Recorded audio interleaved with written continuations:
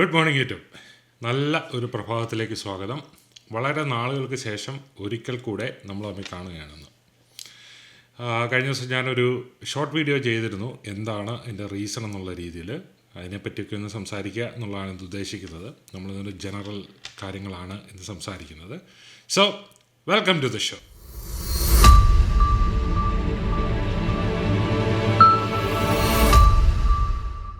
അപ്പോൾ നിങ്ങൾക്ക് ചിലർക്കെങ്കിലും അറിയാം എന്തുകൊണ്ടാണ് ഇത്ര ഒരു ഗ്യാപ്പ് വന്നതെന്നുള്ളത്.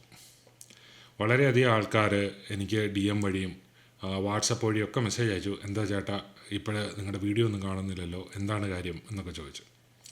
അപ്പോൾ സംഭവം ഇതാണ്, അവർക്കെല്ലാം ഞാൻ മറുപടി ചെയ്തിരുന്നു. സംഭവം ഇതാണ്, മെൽബൺ ബേസ് ചെയ്ത് ലോജിക് ബീറ്റ്സ് എന്ന് പറയുന്ന ഒരു എൻ്റർടൈൻമെൻറ്റ് പ്ലാറ്റ്ഫോം ഒരു വിധു പ്രതാപ് ഷോ എന്ന് പറഞ്ഞ് വിധു പ്രതാപിൻ്റെ ടീമായ ഇറ്റ്സ് വിധു പ്രതാപ് എന്ന് പറയുന്ന ടീമിലുള്ള ഒരു 12 പേര് വരുന്ന ഒരു ബിഗ് മെഗാ ലൈവ് ഷോ മെൽബണിൽ അരങ്ങേറി. അപ്പോൾ അതുമായിട്ടുള്ള ബന്ധത്തിൽ ഞാൻ കുറച്ച് തിരക്കിലായിരുന്നു.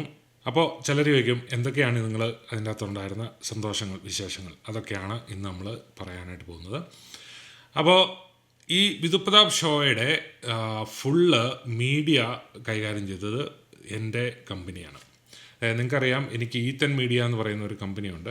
മോസ്റ്റ്ലി മാർക്കറ്റിങ്ങും കാര്യങ്ങളൊക്കെ ഞങ്ങൾ തന്നെയാണ് ചെയ്യുന്നത്. പക്ഷേ നമുക്ക് ഒരു 3-4 പിള്ളേർ നാട്ടിലുമുണ്ട് വർക്ക് ചെയ്യുന്നവർ. അപ്പോൾ അവരുടെ ബേസിലാണ് നമ്മൾ ഈ കാര്യങ്ങൾ ഇവിടെ ചെയ്യുന്നത്.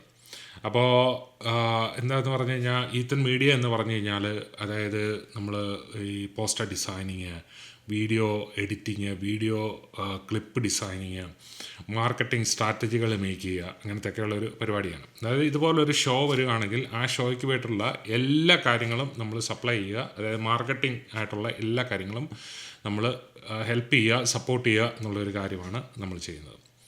അപ്പോൾ ഈ ഷോയിൽ എന്തൊക്കെ ചെയ്തു എന്നുള്ളതാണ്.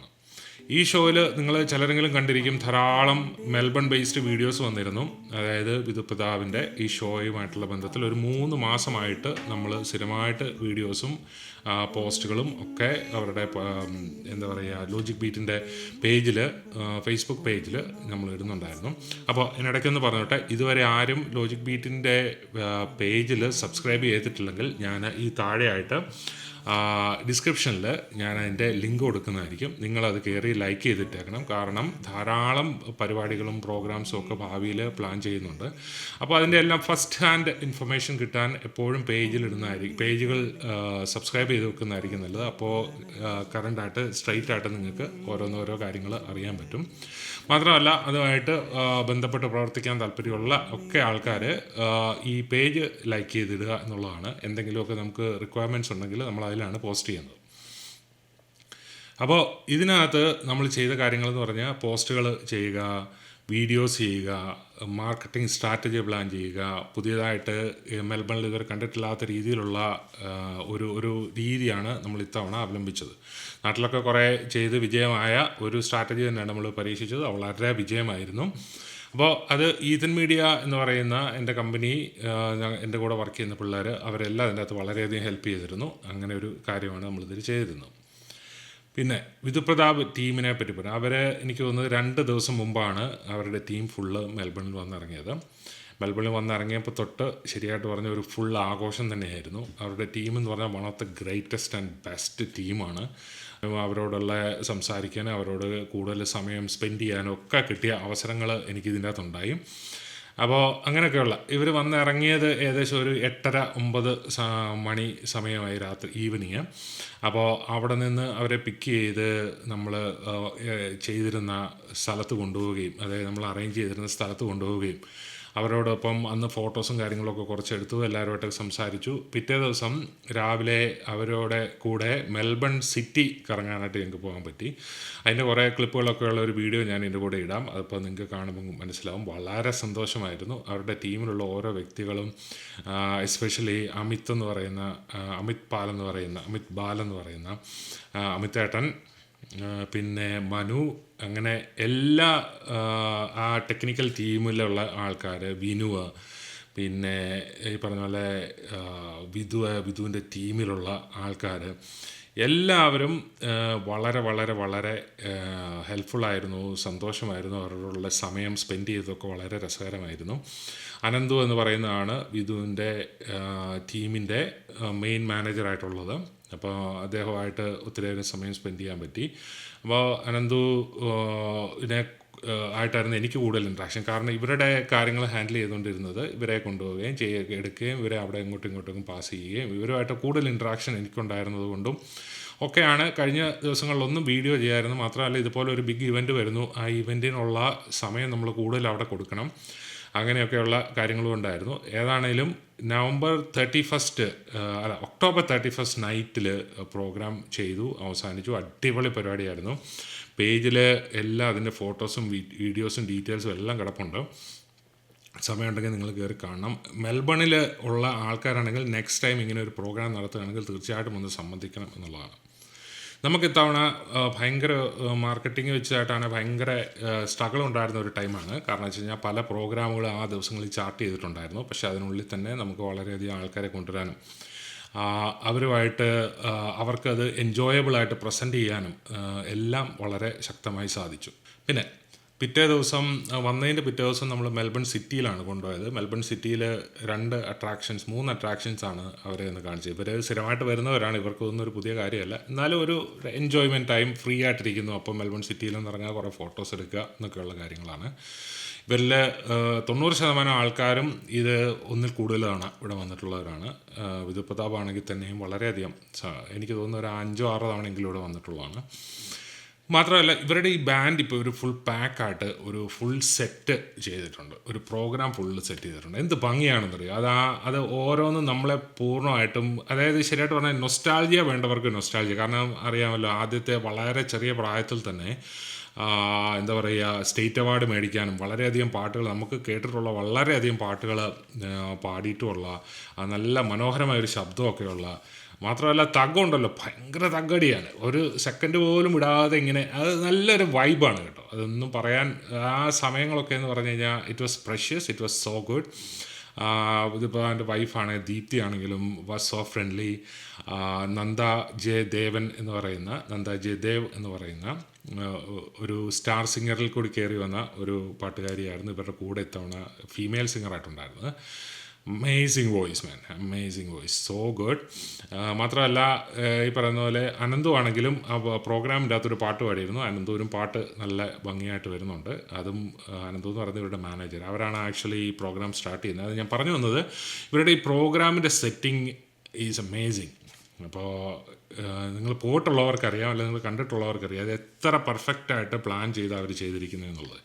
ശരിയായിട്ട് പറഞ്ഞാൽ ഇവിടെ വരുന്ന ഷോകൾ നമുക്കറിയാം, ഒരു വർഷത്തിൽ എത്രയധികം ഷോകൾ ഇവിടെ വരുന്നത്. അപ്പോൾ ഇവിടെ വരുന്ന ഷോകളിലൊക്കെ ഇത് അത്ര അധികം എല്ലാം ഒന്നും പാക്ഡ് ആയിരിക്കത്തില്ല. അവർ വന്നു കഴിഞ്ഞാൽ ഏതെങ്കിലുമൊക്കെ പാട്ട് പാടി അങ്ങ് പോകത്തേ ഉള്ളൂ. ഇത് ഇങ്ങനെയല്ലായിരുന്നു. ഇത് ഓഡിയൻസുമായിട്ട് ഇൻട്രാക്ട് ചെയ്ത്, ഓഡിയൻസിലേക്ക് ഇറങ്ങിച്ചെന്ന് ആൾക്കാരോട് സംസാരിച്ച് കൈ കൊടുത്ത്, എന്താ പറയുക, ശരിക്കും പറഞ്ഞാൽ ഒരു വല്ലാത്ത വൈബായിരുന്നു. മാത്രമല്ല നമുക്ക് ഒരു സ്പെഷ്യൽ താങ്ക്സ് പറയേണ്ടത് നമ്മുടെ യൂണിയൻ ബോർഡ് സ്റ്റുഡൻസിനാണ്. നമ്മൾ യൂണിയൻ ബോർഡ് സ്റ്റുഡൻസിന് ഇത്തവണ ഒരു ഓഫറൊക്കെ കൊടുത്തിരുന്നു. കുട്ടികൾ ഒത്തിരി പേര് വന്നിരുന്നു. അവരൊക്കെ ആയിട്ട് നല്ല അടിപൊളിയായിരുന്നു പരിപാടി. അപ്പോൾ ഞാൻ ആദ്യം പറഞ്ഞു വന്നത്, മെൽബൺ സിറ്റിയിലെ ഈ 3 അട്രാക്ഷൻസ് ആയിരുന്നു നമ്മളന്ന് കൊടുത്തത്. ഒന്നെന്ന് പറയുന്നത്, നിങ്ങൾക്ക് ചിലവർക്കെങ്കിലും അറിയായിരിക്കും, മെൽബണിൽ ഒരു ഗ്രാഫിറ്റി അലിയുണ്ട്. അതായത് ഒരു നടപ്പാത റൈറ്റിലും ലെഫ്റ്റിലും അടുപ്പിച്ചിങ്ങനെ എന്താ പറയുന്നത് ബിൽഡിങ്ങുകളൊക്കെ ഉള്ള ഒരു നടപ്പാതയുടെ 2 സൈഡിലും നല്ല ഭംഗിയേറിയ ഗ്രാഫിറ്റികൾ വരച്ചിട്ടുണ്ട്. അത് ഇപ്പം മെൽബണിലെ ഒരു വൺ ഓഫ് ദി അട്രാക്ഷനായി മാറിയിട്ടുണ്ട്. അപ്പോൾ അവിടേക്കാണ് ആദ്യം നമ്മൾ പോയത്. ആദ്യം അവിടെ പോയി ഫോട്ടോസൊക്കെ ധാരാളം എടുത്തു. ധാരാളം ആൾക്കാർ ഫോട്ടോ എടുക്കാൻ വരുന്ന ഒരു സ്ഥലമാണത് കേട്ടോ. അപ്പോൾ അതൊക്കെ എടുത്തു. മാത്രമല്ല സെക്കൻഡ്ലി നമ്മൾ ചെയ്തത് സിറ്റിയിലുള്ള ഹെറിറ്റേജ് ട്രാം ഒരെണ്ണമുണ്ട്. അതായത് 1800-കളിൽ മെൽബണിൽ ഓടിക്കൊണ്ടിരുന്ന സാധാരണ ജനങ്ങളുടെ ഒരു യാത്രാവാഹനമായിരുന്നു ട്രാം. അവർ അതേപടി നല്ലതായിട്ട് റിനോവേറ്റ് ചെയ്ത് അതേ രൂപത്തിലും ഭാവത്തിലും ഇപ്പോൾ മെൽബണിൽ കൂടെ ഒരു ഇതുണ്ട്. അത് ഫ്രീ ട്രാമാണ്, ഫ്രീ ആണ് നമ്മൾ അതിലേക്കുള്ള പോകുന്നത്. അപ്പോൾ അതിൻ്റെ ഒരു ഗുണമെന്ന് പറഞ്ഞു കഴിഞ്ഞാൽ സിറ്റി മുഴുവൻ കറങ്ങുക എന്നുള്ള ഒരു ഇതാണ്. അതായത് സിറ്റിയെ മെയിനായിട്ടുള്ള ഭാഗങ്ങളെല്ലാം കാണിച്ച് പോകുന്ന ഒരു പരിപാടിയാണതുള്ളത്. അത് അവരത്രയ്ക്ക് എൻജോയ് ചെയ്തു എന്ന് തോന്നുന്നില്ല. കാരണം നാട്ടിലും ട്രെയിനും കാര്യങ്ങളും ഒക്കെ ഉള്ളത് കൊണ്ടും മാത്രമല്ല ആദ്യം വന്നിറങ്ങിയതിൻ്റെ പിറ്റേ ദിവസം ആയതുകൊണ്ട് എല്ലാവരുടെ ഉറക്കം ഒന്നും ശരിയായിട്ടില്ലായിരുന്നു. അപ്പോൾ അവരത് അത്ര എൻജോയ് ചെയ്തെന്ന് തോന്നുന്നില്ല. എനിവേ സെക്കൻഡ് വൺ എന്ന് പറയുന്നത് ഈ ഇതായിരുന്നല്ലോ, നമ്മുടെ ഗ്രാഫിറ്റി ആലി ആയിരുന്നല്ലോ. അത് വളരെ ഭംഗിയായിട്ട് ചെയ്തു. അത് അവരെല്ലാം ഒത്തിരി ഫോട്ടോസൊക്കെ എടുത്തു, ഒരു വീഡിയോ എടുത്തു. ഇവരുടെ ടീമിലുള്ള ആൾക്കാരെല്ലാം വളരെ പ്രായം കുറഞ്ഞവരായതുകൊണ്ട് ഭയങ്കര വൈബാണ്. ഒരു എന്താ പറയുന്നത്, ഒരു ശരിക്കും പറഞ്ഞാൽ നമ്മളൊരു കോളേജ് കാലഘട്ടത്തിലേക്ക് തിരിഞ്ഞു പോയ എത്തിച്ചേർന്ന ഒരു ഫീലായിരുന്നു അവരുടെ കൂടെ ഉണ്ടായിരുന്ന സമയത്തുണ്ടായിരുന്നു. അപ്പോൾ അത് എല്ലാം കഴിഞ്ഞിട്ട് ഏറ്റവും അവസാനം സെൻറ്റ് കിൽഡ ബീച്ചിൽ നിങ്ങൾക്കറിയാം, മെൽബണിലെ വൺ ഓഫ് ദ ഫേമസ് ബീച്ചാണ് സെൻറ്റ് കിൽഡ ബീച്ച്. അതായത് അമേരിക്കയിലൊക്കെ ഉള്ള മയാമി ബീച്ചെന്നോ അല്ലെങ്കിൽ സിഡ്നിയിലുള്ള ബോണ്ടായി ബീച്ച് എന്നൊക്കെ പറയുന്ന പോലെ മെൽബണിൻ്റെ ബീച്ചാണല്ലോ സെൻറ്റ് കിൽഡ ബീച്ച്. കാരണം സമ്മറിലൊക്കെ ഏറ്റവും കൂടുതൽ ആൾക്കാരെ വെള്ളത്തിൽ ചാടുകയും എൻജോയ് ചെയ്യുകയും ചെയ്യുന്ന സ്ഥലമാണ് സെൻറ്റ് കിൽഡ ബീച്ച്. അപ്പോൾ സെൻറ്റ് കിൽഡ ബീച്ചിൽ ഇവർക്ക് സൺസെറ്റ് കാണണമെന്നുള്ളൊരു ആഗ്രഹം പറഞ്ഞിരുന്നു. അപ്പോൾ അവിടെ പോയി നമ്മൾ സൺസെറ്റും ഒക്കെ ചെയ്ത് അന്ന് വൈകിട്ട് തിരിച്ചു പോരുകയാണ് ഉണ്ടായത്. അപ്പോൾ അങ്ങനെ തിരിച്ചു വന്നു. പിറ്റേ ദിവസം രാവിലെ തൊട്ട് മറ്റേ സോങ് ചെക്കും പരിപാടി, സൗണ്ട് ചെക്കും പരിപാടി, എല്ലാ സാധനങ്ങളും എല്ലാം ചെയ്ത് വൈകുന്നേരം അടിപൊളി ഒരു പവർ പാക്ഡ് പെർഫോമൻസ് ആയിരുന്നു ഉണ്ടായിരുന്നത്. അന്ന് ആ പ്രോഗ്രാമിൻ്റെ നൈറ്റിൽ തന്നെ മോർണിംഗ്, അതായത് 31 തീയതി മോർണിംഗ്, എന്നിട്ട് അവർ അഡിലെയിലേക്ക് പോയി. അഡിലെയിലായിരുന്നു സെക്കൻഡ് ഷോ ഉണ്ടായിരുന്നത്. അഡിലെയിലേക്ക് പോയി. അപ്പോൾ മെൽബണിൽ അവരിപ്പോൾ ഇപ്പോൾ മെൽബണിലുണ്ട്. അവരുടെ ഏറ്റവും അവസാനത്തെ ഷോയ്ക്ക് വേണ്ടി അവർ വെയിറ്റ് ചെയ്യുകയാണ്. അത് ക്യൂൻസ്ലാൻഡിലാണ്, ഗോൾഡ് കോസ്റ്റിലാണെന്ന് തോന്നുന്നു. അപ്പോൾ ഗോൾഡ് കോസ്റ്റിലെ ആ ലാസ്റ്റ് ഷോയ്ക്ക് വേണ്ടി അവർ വെയിറ്റിങ്ങിലാണ്. അപ്പോൾ എനിക്ക് തോന്നുന്നു 15 തീയതി വരെ എങ്ങാണ്ട് ഉണ്ടെന്ന് തോന്നുന്നു. അതോ കുറച്ച് ദിവസങ്ങളൂടെ, ഒരാഴ്ച ഫ്രീ ഉണ്ടെന്ന് പറഞ്ഞു ലാസ്റ്റ്. അപ്പോൾ അങ്ങനത്തെ പരിപാടിയൊക്കെ ചെയ്ത് ഗോൾഡ് കോസ്റ്റിൽ നിന്ന് അവർ തിരിച്ച് നാട്ടിലേക്ക് പോവുക ചെയ്യുന്നത്. അപ്പോൾ ഇതിൻ്റെ സംഭവം ഞാൻ പറഞ്ഞു വന്നത്, എന്താ പറയുക, ഒത്തിരി നാൾ ഞങ്ങളെയൊക്കെ സംബന്ധിച്ചിടത്തോളം, ഞാനിപ്പോൾ ഇവിടെ ഓസ്ട്രേലിയ വന്നിട്ട് ഓൾമോസ്റ്റ് 22 വർഷത്തോളമായി. മാത്രമല്ല എല്ലാ തരത്തിലും നമ്മൾ നാടുമായിട്ടുള്ളൊരു കണക്ഷൻ വിട്ട് നിൽക്കുന്നവരാണല്ലോ. അപ്പോൾ ഇതുപോലുള്ള ആൾക്കാർ വന്ന് അവരുമായിട്ട് സംസാരിക്കുക, അവരുടെ കൂടെ ഒരു 1-2 ഡേ എൻജോയ് ചെയ്യുകയും ചെയ്യുക എന്ന് പറഞ്ഞ് എൻ്റെ ലൈഫിൽ ഭയങ്കര ഒരു വ്യത്യാസം ഉണ്ടാക്കിയൊരു സംഭവമാണ്. ഞാൻ വളരെ സന്തോഷമായിരുന്നു. മാത്രമല്ല ഇതിൻ്റെ വർക്ക് ഭയങ്കര ഹെവി ആയിരുന്നല്ലോ. അപ്പോൾ ഇതിൻ്റെ മാർക്കറ്റിംഗ് വർക്കുകൾ ചെയ്യണമായിരുന്നു, അവരുടെ സ്റ്റേജിൻ്റെ വർക്കുകൾ ചെയ്യണമായിരുന്നു, ഒത്തിരി കാര്യങ്ങൾ ചെയ്യാനുണ്ടായിരുന്നു. വളരെയധികം ഉത്തരവാദിത്തങ്ങളുണ്ടായിരുന്നു ഇതുമായിട്ട് ബന്ധപ്പെട്ട്. ഈ ലോജിക് ബീറ്റ്സ് എൻ്റർടൈൻമെൻറ്റ്സ് എന്ന് പറയുന്ന ഒരു പുതിയതല്ല, ഒരു വർഷങ്ങളായിട്ടുള്ളതാണ്. എങ്കിലും അവരുടെ ഒരു ലോഗോ ലോഞ്ചും പരിപാടികൾ, ആ ലോഗോ ഒക്കെ ക്രിയേറ്റ് ചെയ്തത് ഞാനാണ്. അവരുടെ പേജിൽ നോക്കിയാൽ അറിയാം. അപ്പോൾ അതെല്ലാം ചെയ്ത് സെറ്റ് ചെയ്ത് പ്രോഗ്രാമൊക്കെ അടിപൊളിയായിരുന്നു. അപ്പോൾ ഇതൊക്കെ കൊണ്ടാണ് കഴിഞ്ഞ കുറേ നാളുകളായിട്ട് നിങ്ങൾക്ക് എന്നെ കാണാൻ പറ്റാതിരുന്നത്. അപ്പോൾ ഇത് നിങ്ങളോടൊന്ന് പല ആൾക്കാരും ചോദിച്ചില്ലെങ്കിലും പേഴ്സണലി പല ആൾക്കാർക്കും അറിയണമെന്ന് താല്പര്യം ഉണ്ടായിരുന്ന വിഷയമായതുകൊണ്ടാണ് ഞാനൊന്ന് ഒരു വീഡിയോ അതിന് വേണ്ടി ചെയ്യാമെന്ന് വിചാരിച്ചത്. ഇതുപോലെ ഇനി ഭാവിയിൽ ഇന്ന് മുതൽ നാളെയൊക്കെ ആയിട്ട് കുറച്ച് വീഡിയോസൊക്കെ ചെയ്യണമെന്ന് ആഗ്രഹമുണ്ട്. നമ്മൾ ഡെയിലി വീഡിയോയുടെ ഒരു പരിപാടിയായിരുന്നല്ലോ ചെയ്തുകൊണ്ടിരുന്നത്. അപ്പോൾ അത് തന്നെ കണ്ടിന്യൂ ചെയ്യണമെന്ന് താല്പര്യമുണ്ട്. നോക്കാം എങ്ങനെ പോകുന്നതെന്ന് അറിയാം. അപ്പോൾ അങ്ങനെയൊക്കെയാണ് കാര്യങ്ങൾ. അപ്പോൾ ഞാൻ പോവുകയാണ്. അടുത്ത വീഡിയോയിൽ കാണുന്നവരെ സന്തോഷമായിരിക്കുക, ആരോഗ്യമായിരിക്കുക. See you on the next one.